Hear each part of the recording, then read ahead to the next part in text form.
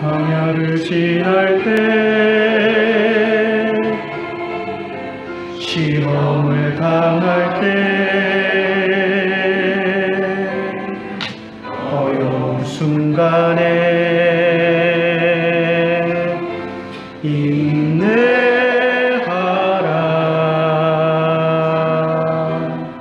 주 너를 흔드사 감추인 어둠 드러내 주시리. 인내하라. 주 안에서 인내하라.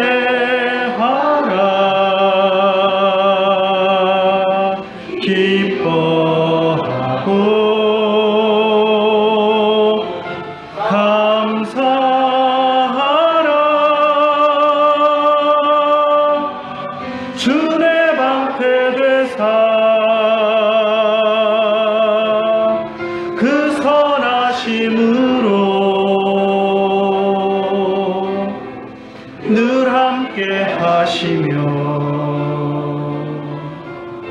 지키시리.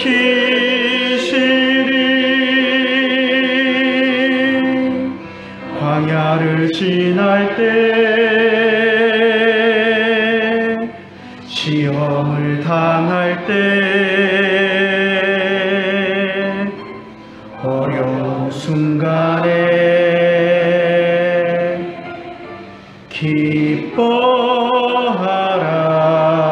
기뻐하라. 그 시련을 통해 너를 단련하사 전능같이 되리. 기뻐하라.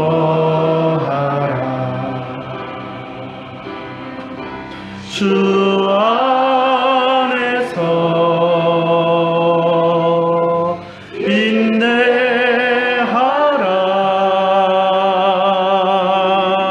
기뻐하고 감사하라.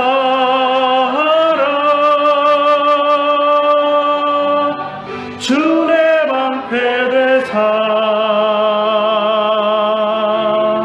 그 선하심으로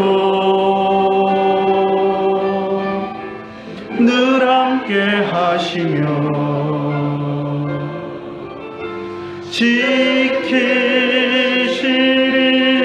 지키시리.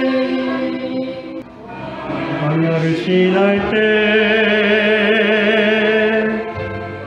시험을 당할 때 어려운 순간에 감사하라.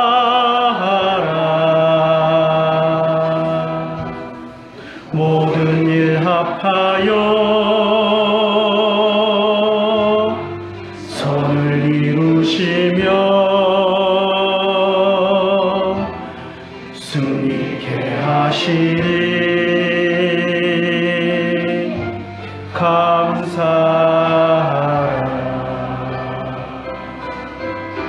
주 안에서 인내하라.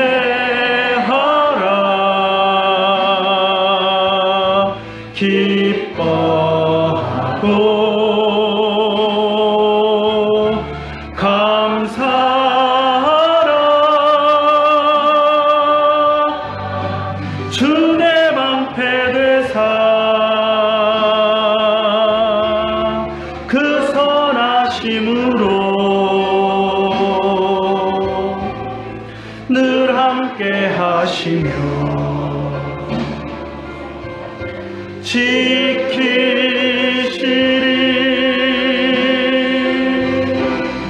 주 안에서 인내하라. 기뻐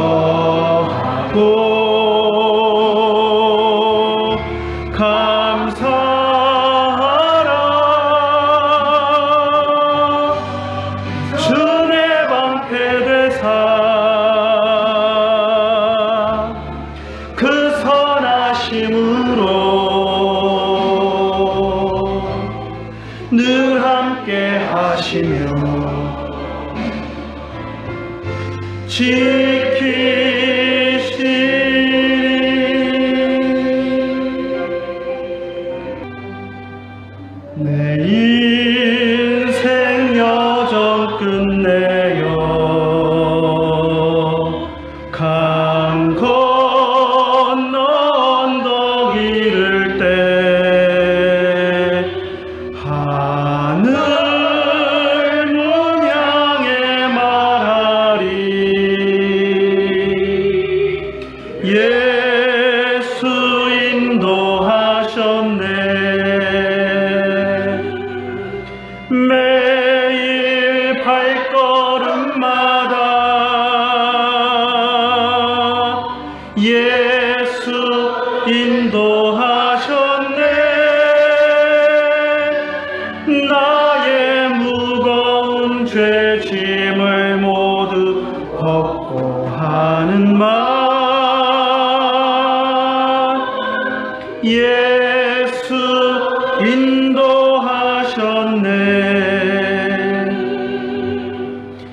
이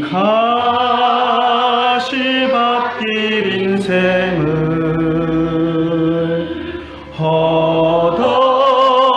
허덕이면서 갈 때에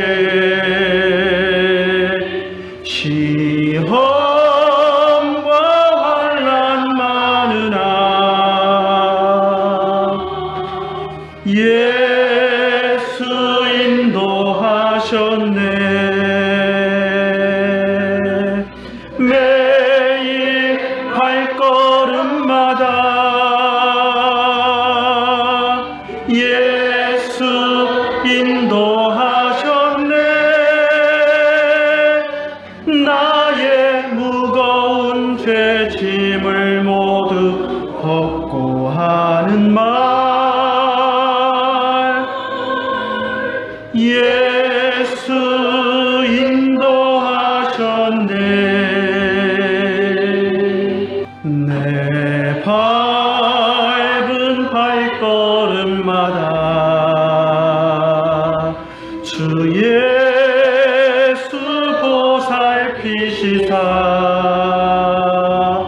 승리의 대가 부르리 주를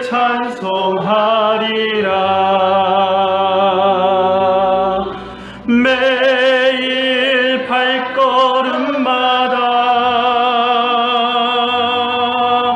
예수 인도하셨네 나의 무거운 죄짐을 모두 벗고 하는 말 예수 인도하셨네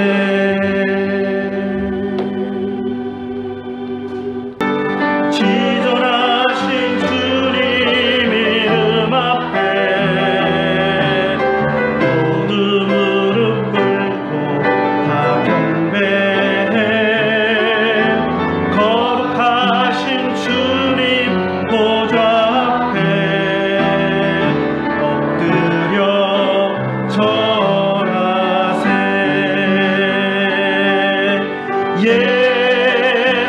예수는 그리스도 예수는 주 하나님의 영으로 경배 드리리 할렐루야 하늘에서 여호와를 찬양하며 높은 데서 그를 찬양할지어다 그의 모든 천사여 찬양하며 모든 군대여 그를 찬양할지어다 하늘의 하늘도 그를 찬양하며 하늘 위에 있는 물들도 그를 찬양할지어다 아멘. 하나님 아버지 은혜를 감사합니다. 찬송 받으시기에 합당한 주님의 이름을 우리가 찬송하며 예배하기 위해서 이 시간 주님 앞에 엎드렸습니다. 우리가 부르는 주의 이름이 존귀하게 되게 하여 주시고 이 시간 예배하는 예배가 우리의 마음속에서 신령과 진정으로 드려지는 예배가 될 수 있도록 인도하여 주시옵소서. 이 시간 주님께서 우리와 함께하여 주시고 우리 예배를 받아주실 줄 믿사옵고 우리 주 예수님의 이름으로 기도드리옵나이다. 아멘. 강물같이 흐르는 기쁜 성령 감사합니다. 정결한 마 영원하도록 주의 거처되겠네. 주님 주시는 참된 평화가 내 맘속 넘치네. 주의 말씀에 거센 풍랑도 잠잠하게 되도다. 나의 생명 소생케 됨은 성령이십니다. 모든 의심 슬픔 사라져 주의 평강 넘치네. 주님 주시는 참된 평화가 넘치네. 주의 말씀에 거센 풍랑도 잠잠하게 되도다. 하늘에서 강비 내리고 햇빛 찬양같이 우리 마음에 성령이만이 주님 보내심이라. 주님 주시는 참된 평화가 내 맘속에 넘치네. 주의 말씀에 거센 풍랑도 잠잠하게 되도다. 당신의 넘쳐 흘러서 마른 강 적시니 의의 열매 무르익어서 주수를 기다리네. 주님 주시는 참된 평화가 내 맘속 넘치네. 주의 말씀에 거센 풍랑도 잠잠하게 되도다. 놀라우신 주의 은혜로 그의 올겠겠네. 평화로운 안식처에서 영원토록 쉬겠네.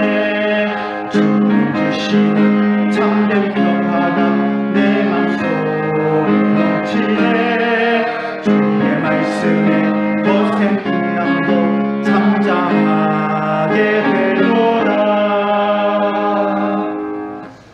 사도신경으로 신앙 고백하겠습니다.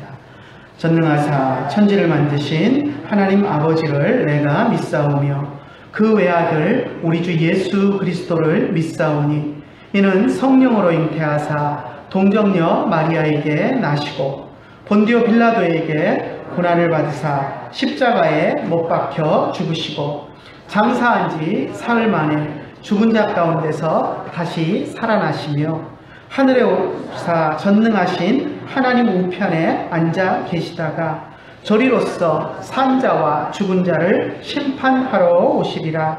성령을 믿사오며 거룩한 공회와 성도가 서로 교통하는 것과 죄를 사하여 주시는 것과 몸이 다시 사는 것과 영원히 사는 것을 믿사옵나이다. 아멘. 주님의 마음을 본받는 자, 그 마음의 평강이 찾아오면 험악한 세상을 이기니 하늘로부터 임함이로다. 주님의 마음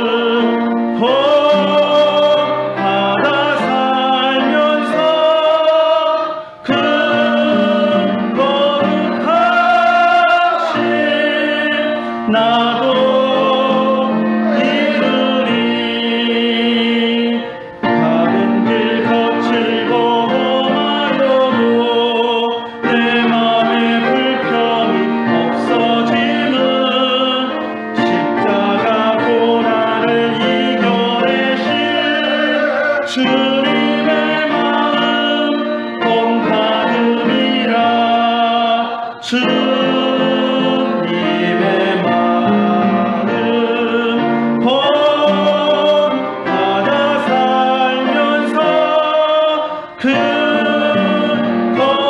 거룩하신 나도 이루리 주 예수 세상에 다시 오신 그날의 무성도 변화하여 주님의 빛나는 그 형상을 다 함께 보며 주 찬양하리 주님의 마음 봄 받아 살면서 그 거룩하신 나도 이루리. 하나님의 말씀 사도행전 8장 26절부터 40절까지 말씀입니다. 주의 사자가 빌립에게 말하여 이르되 일어나서 남쪽으로 향하여 예루살렘에서 가사로 내려가는 길까지 가라 하니 그 길은 광야라. 일어나 가서 보니 에디오피아 사람 곧 에디오피아 여왕 간다게의 모든 국고를 맡은 관리인 네시가 예배하러 예루살렘에 왔다가 돌아가는데 수레를 타고 선지자 이사야의 글을 읽더라. 성령이 빌립더러 이르시되 이 수레로 가까이 나아가라 하시거늘 빌립이 달려가서 선지자 이사야의 글 읽는 것을 듣고 말하되 읽는 것을 깨닫느냐? 대답하되 지도해주는 사람이 없으니 어찌 깨달을 수 있느냐 하고 빌립을 청하여 수레에 올라 같이 앉으라 하니라. 읽는 성경 구절은 이것이니 일러스되 그가 도살자에게로 가는 양과 같이 끌려갔고 털 깎는 자 앞에 있는 어린 양이 조용함과 같이 그의 입을 열지 아니하였도다. 그가 굴욕을 당했을 때 공정한 재판도 받지 못하였으니 누가 그의 세대를 말하리요. 그의 생명이 땅에서 빼앗기위로다 하였거늘 그 네시가 빌립에게 말하되 청컨대 내가 묻노니 선지자가 이 말한 것이 누구를 가리킴이냐? 자기를 가리킴이냐? 타인을 가리킴이냐? 빌립이 입을 열어 이 글에서 시작하여 예수를 가르쳐 복음을 전하니 길 가다가 물 있는 곳에 이르러 그 네시가 말하되 보라 물이 있으니 내가 세례를 받음에 무슨 꺼리낌이 있느냐. 이에 명하여 수레를 멈추고 빌립과 네시가 둘 다 물에 내려가 빌립이 세례를 베풀고 둘이 물에서 올라올새 주의 영이 빌립을 이끌어 간지라. 네시는 기쁘게 길을 가므로 그를 다시 보지 못하니라. 빌립은 아소도에 나타나 여러 성을 지나다니며 복음을 전하고 가이사랴에 이르니라. 아멘. 빌립의 사마리아 성 전도로 사마리아 교회가 생겨났고요. 그리고 베드로와 요한 두 사도가 또 예루살렘으로부터 와서 사마리아 교회 성도들을 위하여서 안수하고 기도함으로써 성도들에게 성령의 은사들이 나타났습니다. 그리고 그로 인해서 교회가 더욱더 든든해지는 그런 모습들을 우리가 지난 시간까지 사도행전 8장 1절에서 25절을 통해서 살펴보았었습니다.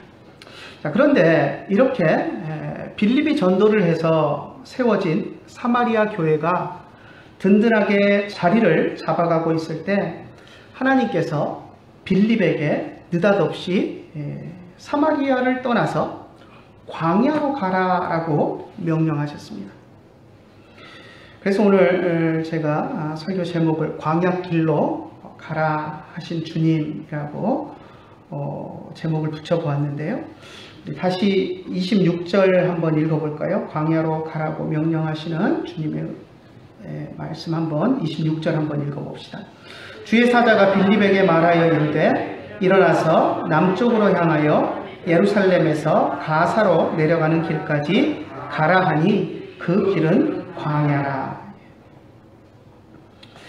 우리 가운데 누구라도 빌립과 같은 입장이라면 사실 이 명령에 순종하기가 쉽지 않을 것입니다. 사마리아 성을 떠나고 싶은 마음이 별로 들지 않았을 것입니다.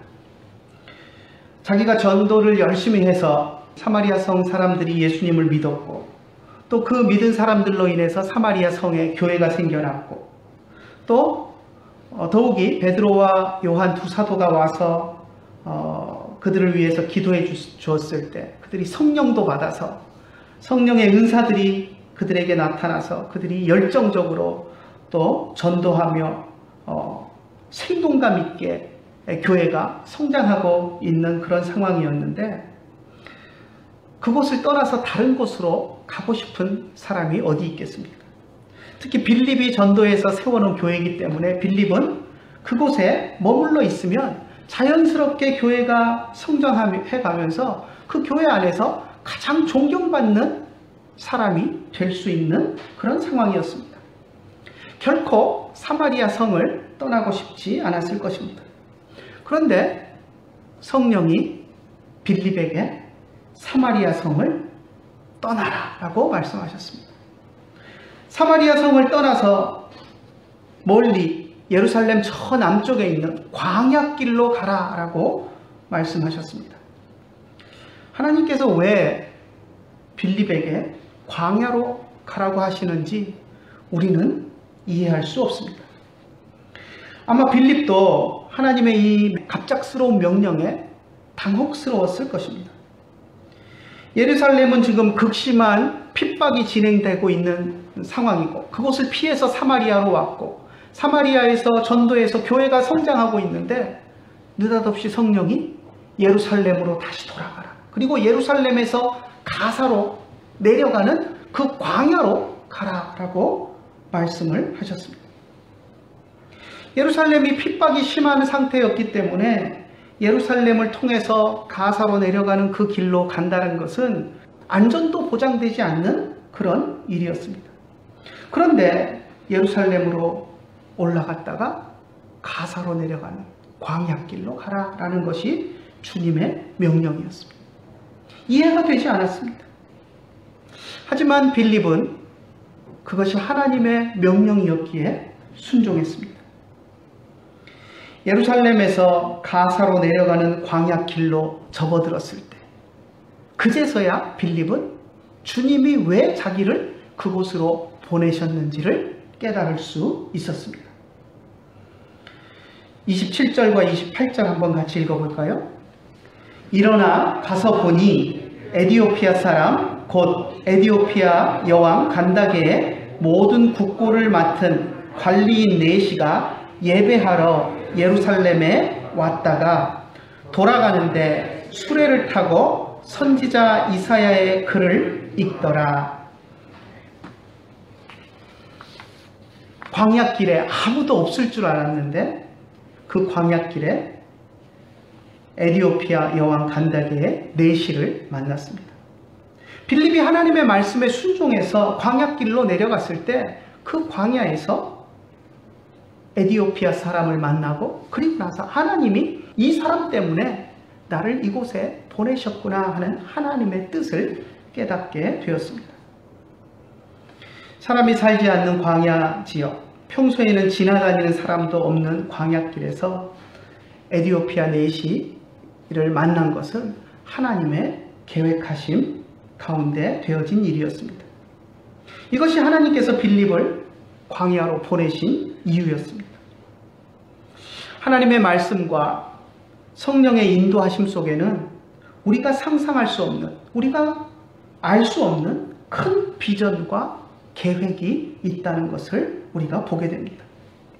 그래서 우리는 이해가 되지 않더라도 하나님의 명령이 확실하다면 우리는 무조건 순종하는 삶을 살아야 합니다. 오늘 우리가 읽은 본문에 보니까 내시라는 표현이 나옵니다. 27절에 에디오피아 사람, 에디오피아 여왕 간다게의 국고를 맡은 관리인 내시라고 이야기합니다. 내시라는 말을 들으면 우리는 상당한 선입견을 가지고 있습니다. 우리가 왕 옆에서 시중을 드는 남자 구실을 못하는 사람이라는 그런 선입견에 박혀 있습니다. 그래서 내시라는 이 단어를 들을 때 못나고 별 볼 일 없는 존재다라고 생각하는 그런 경향이 우리에게는 있습니다. 그런데 본문에서 이야기하는 내시는 우리가 생각하는 그런 내시가 아닙니다. 단어 그 자체는 남자 구실을 못하는 사람을 뜻하는 그 내시라는 단어를 쓰고 있지만 그 의미는 왕의 곁에서 왕의 손발이 되어서 일하는 그 나라의 최고위 공직자를 의미하는 그런 단어입니다. 왜냐하면 옛날 왕들은 자기 곁에 있는 내시에게 가장 중요한 일들을 많이들 맡겼었고요. 그런 것들이 일반화된 일들이었습니다. 그렇기 때문에 이 내시라는 단어는 왕의 오른팔과 같이 왕의 곁에 늘 붙어 있으면서 왕의 일을 맡아서 처리하는 왕의 최측근 권력자를 일컫는 그런 단어로 쓰였습니다. 그래서 왕의 최측근에서 권력을 휘두르는 최고의 대신들에 대해서 이 단어가 남자 구실을 못하는 그 사람이라는 그런 단어의 의미 말고도 멀쩡한 사람을 두고도 이런 단어가 그렇게 사용되는 일들이 있었습니다. 그래서 오늘 본문에 등장하는 이 내시라는 이 표현도 에디오피아 여왕의 모든 국고를 맡은 관리인이다라고 기록한 것을 우리가 볼 때 이 단어를 우리가 생각하는 남자 구실 못하는 내시라는 의미로 생각할 것이 아니라 에디오피아의 왕의 최고 측근으로 제일 높은 고위 공직자를 부르는 호칭으로 우리가 이해해야 합니다.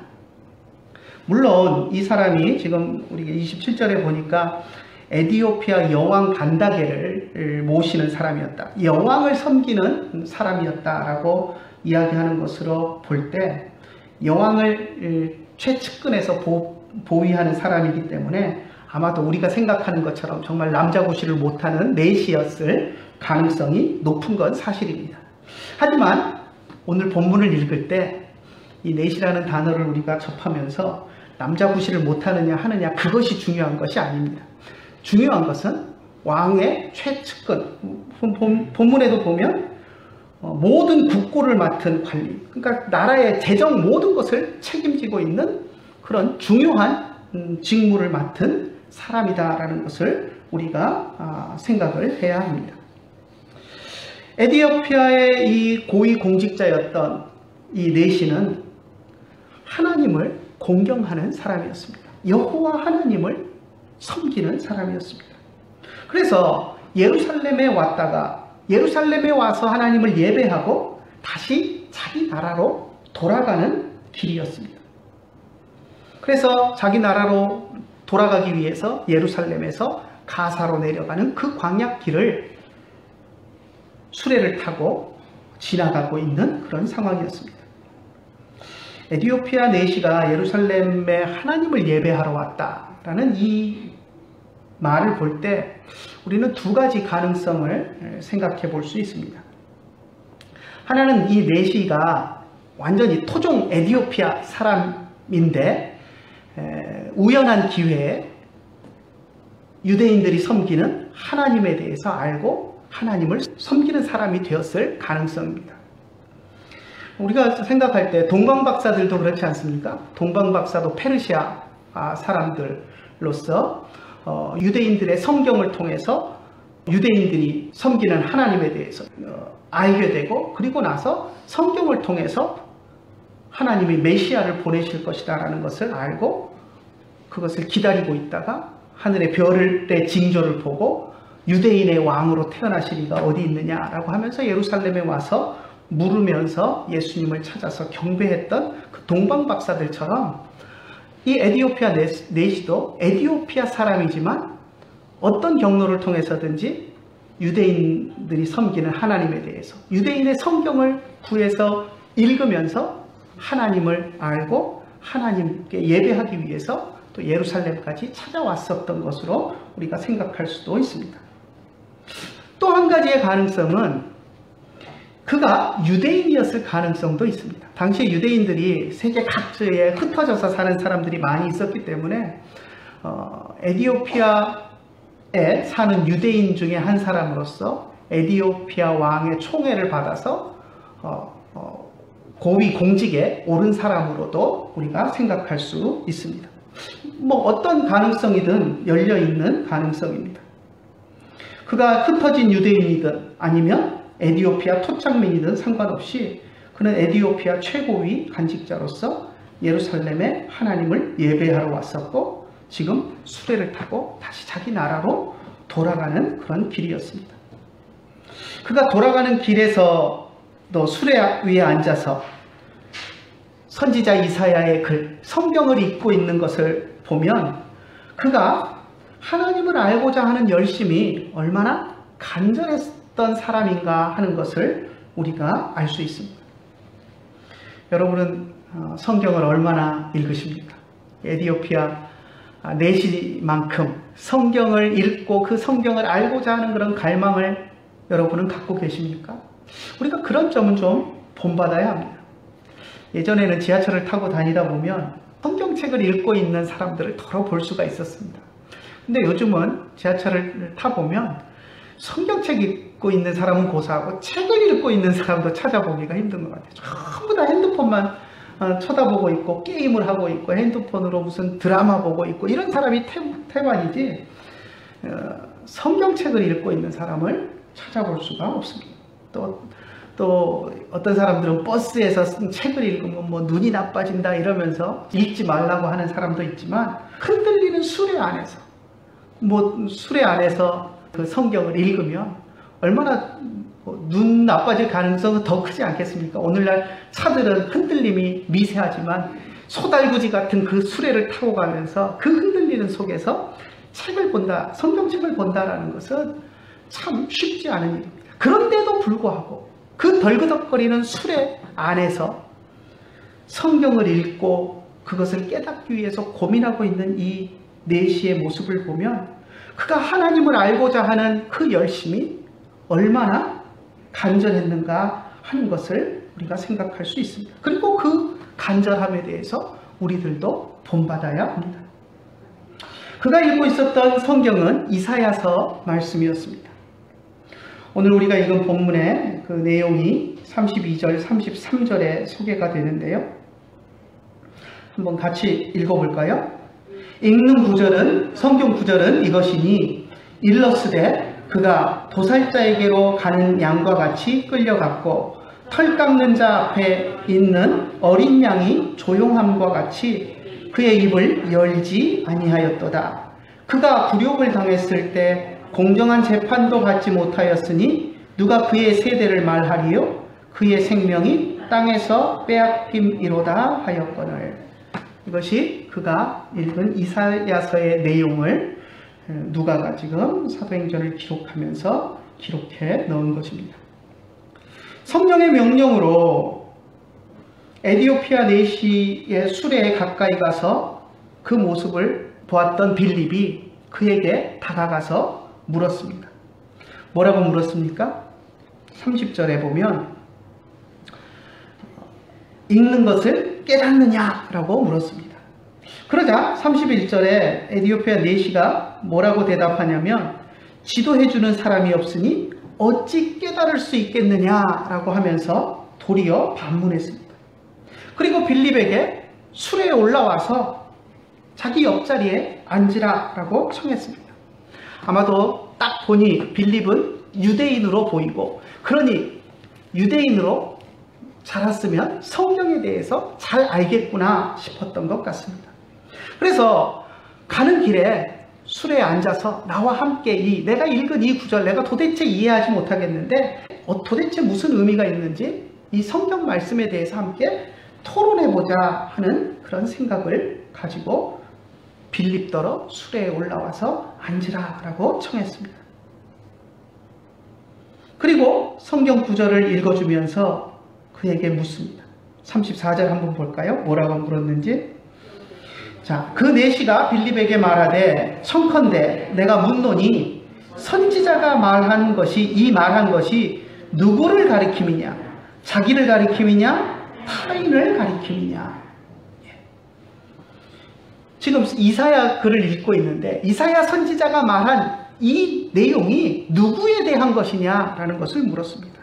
이사야 자신을 이야기한 것이냐 아니라면 다른 사람이라면 도대체 누구냐라고 물었습니다. 너는 어떻게 생각하느냐라고 물은 것입니다. 여러분이 빌립이었다면 에디오피아 내시에게 뭐라고 이야기를 하셨겠습니까? 뭐라고 대답을 하셨겠습니까? 이사야서 53장 7절과 8절 내용인데요. 이사야 선지자가 이 구절을 통해서 누구에 대해서 예언한 것입니까? 예수님에 대해서 예언한 것입니다. 여러분이 빌립처럼 질문을 받았다면 여러분도 당당하게 이 이사야의 예언은 예수님에 대한 예언입니다. 예수님을 가르쳐 말한 것입니다. 라고 이야기할 수 있어야 합니다. 빌립은 이 이사야 선지자가 예언한 것이 바로 예수님이었다라는 것을 분명하게 설명함으로써 에디오피아 내시에게 복음을 전했습니다. 도살꾼에게 끌려가는 양처럼 예수님도 로마 군인들에게 끌려가셨습니다. 라고 이야기했습니다. 털 깎는 자 앞에서 어린 양이 조용히 서서 털을 깎도록 그대로 서 있는 것처럼 순한 어린 양이 그대로 서 있는 것처럼 예수님도 로마 군인들에게 온갖 조롱을 당하셨지만 잠잠하게 모든 것을 참고 가만히 계셨습니다. 라고 이야기했습니다. 빌라도의 법정에서 공정한 재판을 받지 못하고 십자가에 달리셨지만 저항하지 않으시고 모든 저주를 다 받아들이고 십자가에 죽으신 분이 예수님이다 라는 것을 이야기하면서 이사야 선지자가 이야기한 이 내용이 예수님에 대한 이야기다 라는 것을 분명하게 에디오피아 내시에게 이야기해 주었습니다. 빌립이 이 이야기를 하면서 이사야 선지자의 예언에 맞추어서 하나하나 예수님과 대비해서 설명을 해주자 에디오피아 내시는 무릎을 탁 쳤습니다. 그렇구나 라고 하면서 깨닫고 이사야 선지자의 예언이 예수님의 죽으심에 대한 예언이라는 것을 깨닫고 분명하게 믿게 되었습니다. 예수님이 하나님이 이 땅에 보내주신 메시아요 구원자다라는 것을 고백하게 되었습니다. 그래서 가다가 물이 있는 곳에 이르러서 광야지만 군데군데 샘이 있고 물이 있는 곳들이 있는데 그 물이 있는 곳에 이르자 그러면 내가 이곳에서 예수의 이름으로 세례를 받겠다라고 스스로 자진해서 이야기하고 빌립에게 세례를 받았습니다. 이 에디오피아 내시는 하나님을 믿고 구약성경을 읽으면서도 구약성경의 내용에 대해서 많은 의문들을 가지고 있었습니다. 하지만 그가 빌립을 만나서 예수님에 대해서 듣게 되었을 때 그는 그동안 자신이 가졌던 그 모든 의문들이 풀리는 것을 경험했습니다. 이 일을 위해서 하나님께서 사마리아에 있던 빌립을 예루살렘으로 가라고 하셨고 예루살렘에서부터 남쪽으로 가사로 내려가는 광야길로 가라라고 명령하셨던 것입니다. 우리는 신앙생활을 하면서 광야에 있기를 싫어합니다. 그런데 하나님께서는 때때로 하나님의 백성을 광야로 인도하십니다. 하나님께서 이스라엘 백성이 애굽에 있을 때 이스라엘 백성을 광야로 인도하셨던 것을 우리는 잘 압니다. 왜 광야로 하나님이 이스라엘 백성을 인도하셨습니까? 광야에서 40년 동안 그들을 괴롭히기 위해서 하나님이 이스라엘을 광야로 인도하셨습니까? 아닙니다. 하나님이 이스라엘을 광야로 인도하신 것은 그들을 약속의 땅 가나안으로 인도하시기 위해서였습니다. 물론 그 이후에 이스라엘 백성들이 하나님 앞에 불순종했기 때문에 그 불순종함 때문에 40년 동안 광야 생활이 더해지기는 했지만, 그렇다고 하나님께서 우리를 광야로 보내신다고 해서 그것이 다 우리의 죄 때문이다 라고 생각해서는 안 됩니다. 죄 때문에 광야를 헤매게 만드실 때도 있지만 하나님의 특별한 목적을 성취하기 위해서 우리를 광야로 보내실 때도 있습니다. 당장 우리는 하나님이 왜 우리를 광야로 보내시는가 이해가 되지 않지만, 그 광야를 겪어가면서 하나님이 왜 나를 광야로 보내셨는가, 광야에서 있게 하셨는가 하는 것들을 빌립처럼 깨닫게 되는 것입니다. 사마리아에서 전도해서 교회를 세운 빌립이 전혀 생뚱맞게 가사로 내려가는 광야길로 내려가게 된 것도, 그리로 하나님이 그를 보내신 것도 에디오피아 내시에게 복음을 전하기 위해서였습니다. 빌립이 에디오피아 내시에게 복음을 전하고 세례를 줌으로써 에디오피아 땅에 복음이 들어갔습니다. 그리고 에디오피아는 기독교 국가가 되었습니다. 물론 오늘날 에디오피아는 그 이후 역사 속에서 이슬람에 의해서 또 침략을 받게 되고 이슬람이 들어가고 또 나중에 또 공산당이 들어가서 공산화가 되고 하는 과정을 겪었지만, 그래서 기독교가 오늘날 많이 쇠퇴했지만, 빌립이 에디오피아 내시를 전도한 이후에 에디오피아는 초대 기독교 역사 속에서 분명하게 기독교 국가로 자리매김을 하고 있는 것을 우리가 보게 됩니다. 에디오피아 박종국 선교사님이 보내오는 소식들을 이렇게 보다 보면 에디오피아 고대 유적 가운데 유적을 방문하고 이렇게 찍어서 사진을 보내고 하시는 것들이 있습니다. 거기에 보면 엄청난 것들이 많습니다. 거대한 바위를 깎아가지고 바위를 깎아서 교회를 만들어 놓은 것도 있고, 커다란 십자가 모양으로 바위산을 깎아가지고 예배당을 만들어 놓은 그런 유적들이 엄청나게 많이 있는 것들을 보게 됩니다. 그것이 초대교회 당시에 에디오피아 사람들이 기독교를 믿고 만들어 놓은 그런 신앙의 유산들입니다. 그래서 언제가 될지는 모르겠지만 한번 꼭 가서 제 눈으로 한번 보고 싶은 그런 욕심이 있습니다. 그래서 저희 버킷리스트에 담아놓은 것 중에 하나가 에디오피아 가서 그것들을 제 눈으로 보는 것입니다. 자, 빌립이 광야길로 가라는 그 하나님의 명령을 순종했을 때 에디오피아 내시에게 복음을 전할 수 있었습니다. 그리고 에디오피아 온 나라에 복음이 전파되었습니다. 얼마나 놀라운 일입니까? 하나님께서 우리를 광야로 보내실 때는 이유가 있습니다. 겸손하게 하나님의 말씀에 순종하는 사람은 그 광야에서 하나님의 뜻을 발견할 수 있습니다. 하지만 교만해서 불순종하는 사람은 광야로 가지 않기 때문에 하나님의 뜻을 깨달을 길이 없습니다. 그래서 늘 불평과 불만 속에서 살다가 스스로 시들어갑니다. 하나님은 왜 나보고 광야로 가라고 하시는 거야? 더 좋은 것들을 주셔도 되는데 왜 그것을 주시지 않고 나를 맨날 광야로 보내시고 광야로 가라고 하시는 거야? 하면서 가지는 않고 불평 불만만 하다가 인생을 다 허비하고 마는 것입니다. 하나님의 명령에 따라 광야로 가면 그 광야에서 하나님이 나를 여기에 보내신 목적이 이것이었구나 하고 깨달을 텐데, 광야로 갈 생각은 하지 않고 순종하지 않고 불평 불만만 하면서 인생을 허비하는 것입니다.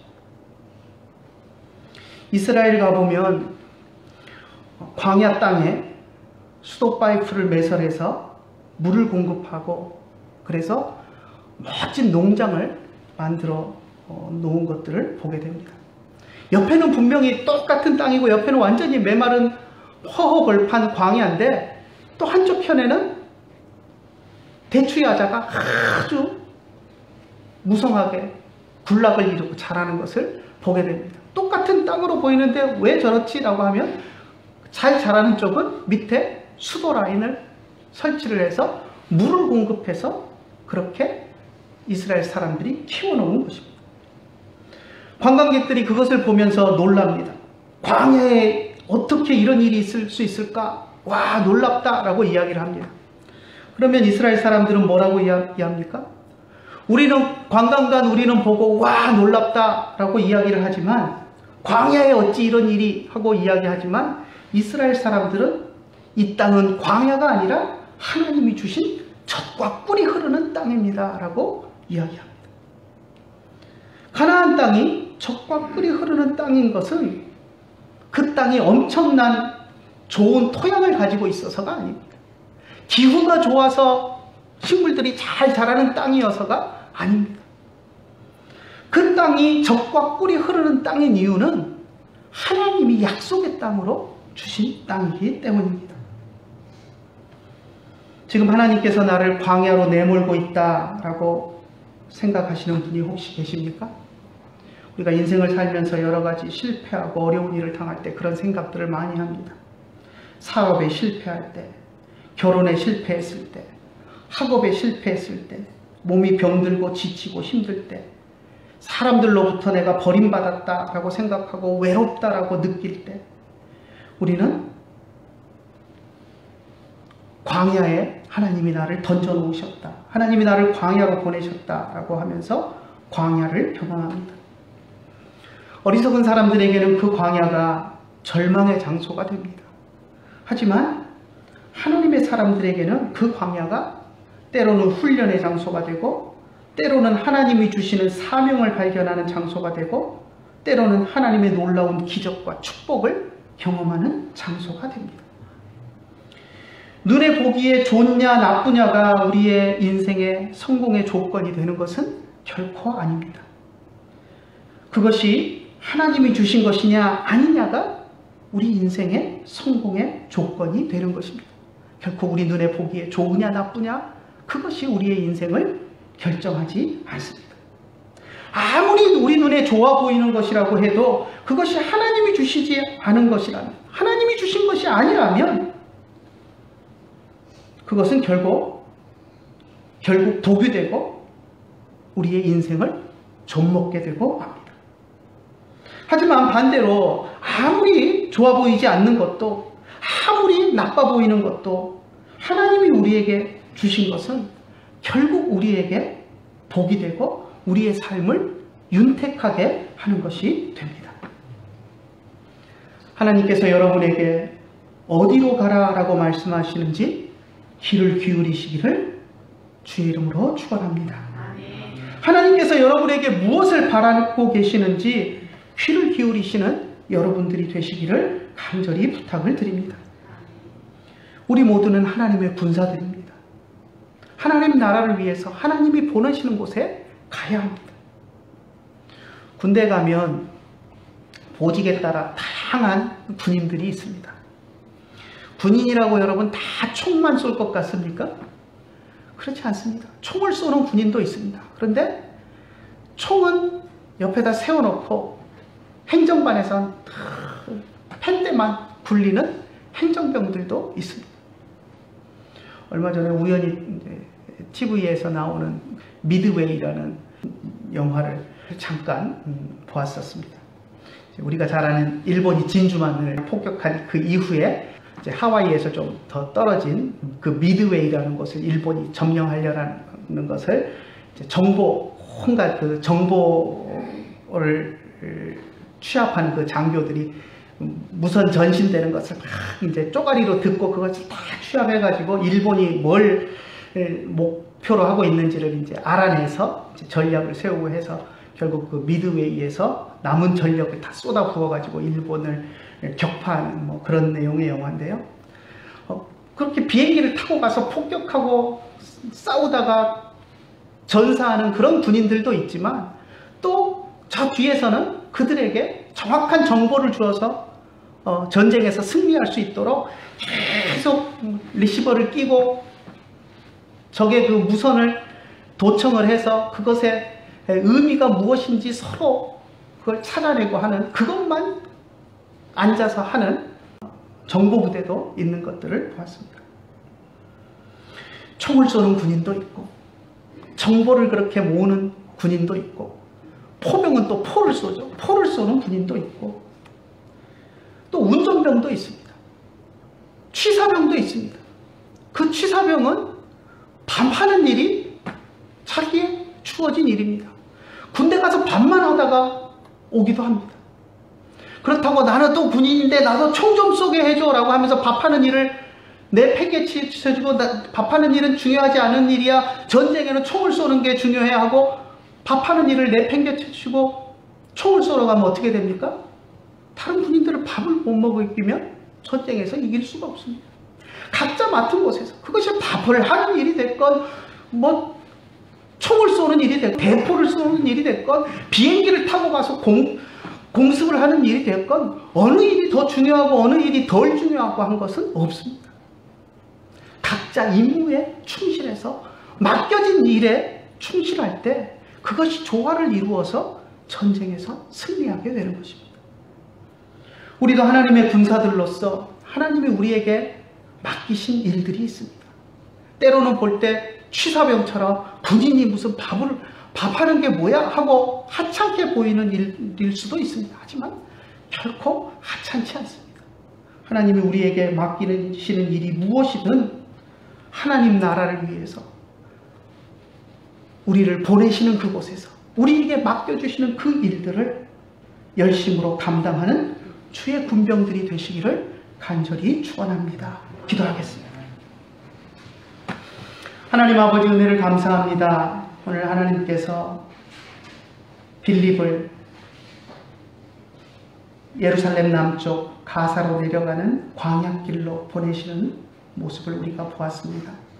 사마리아 성에 교회를 개척하고 교회를 세워가는 과정에서 그 모든 것을 내려놓고 광야길로 가라고 명령하셨던 그 명령을 빌립이 듣고 순종했을 때 하나님께서는 에디오피아 내시를 그곳에서 만나게 하셨고, 그를 통해서 에디오피아가 복음화가 될 수 있도록 만드셨던 놀라운 일들을 우리가 보았습니다. 우리는 이해할 수 없지만 그 광야에, 아무것도 없는 광야에 왜 가라고 하시는지, 나를 왜 하필 나를 광야로 보내시는가 불평할 수도 있지만, 불평하지 않고 빌립이 그 말씀에 순종했을 때 하나님께서 놀라운 일들을 그를 통해 이루어 주셨던 것들을 우리가 보았습니다. 하나님, 우리의 삶 속에서도 우리는 광야로 가기를 싫어합니다. 우리가 이루어 놓은 것들, 우리의 손에 쥐고 있는 것들을 놓기 싫어서 편안한 곳에서 안락하게 살면서 신앙생활 하기를 원합니다. 하지만 하나님이 우리를 보내시는 곳, 우리에게 맡기시는 것, 그것이 아무리 어려운 광야와 같은 곳이라고 할지라도, 때로는 아무리 하찮게 보이는 일이라고 할지라도 주님이 맡기시는 곳, 주님이 보내시는 곳은 우리가 기쁜 마음으로 달려갈 수 있도록, 맡아서 즐거운 마음으로 일할 수 있도록 우리의 마음을 바꿔주시고, 또 우리가 그렇게 일할 때 우리를 통해서 하나님 나라가 확장되고 하나님의 놀라운 일들이 진행되어지는 것들을 우리가 볼 수 있도록 인도하여 주시옵소서. 오늘도 귀한 말씀을 우리에게 주심을 감사드리며 우리 주 예수님의 이름으로 기도드리옵나이다. 아멘. 기도하는 그 시간, 그때가 가장 즐겁다. 세상 근심 걱정에 얽매인 나를 부르사 내 진정 소원 주 앞에 낱낱이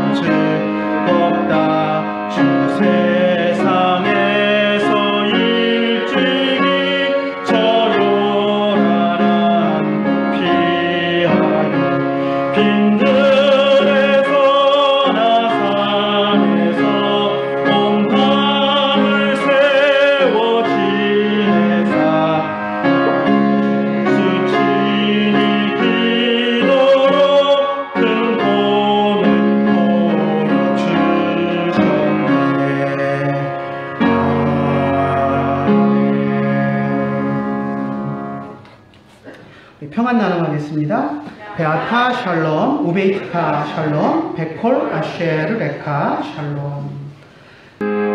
시온의 영광이 빛나는 아침 어둡던 이 땅이 밝아오네 슬픔과 애통 기쁨이 되니 시온의 영광이 비춰오네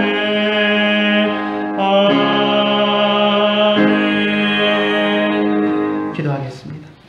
이제는 우리 주 예수 그리스도의 크신 은혜와 하나님 아버지의 한이 없으신 사랑과 성령님의 감화하시고 감동하시고 우리 가운데 교통하시니 이제 주님 보내시는 곳에서 그곳이 광야라고 할지라도 또 주님이 맡겨주신 일들이 아무리 하찮게 보여도 그 일에 충성하며 주님 앞에서 살아가기를 간절히 소원하는 주의 사랑하는 자녀들 머리 위에 이제로부터 영원토록 함께 계실지어다.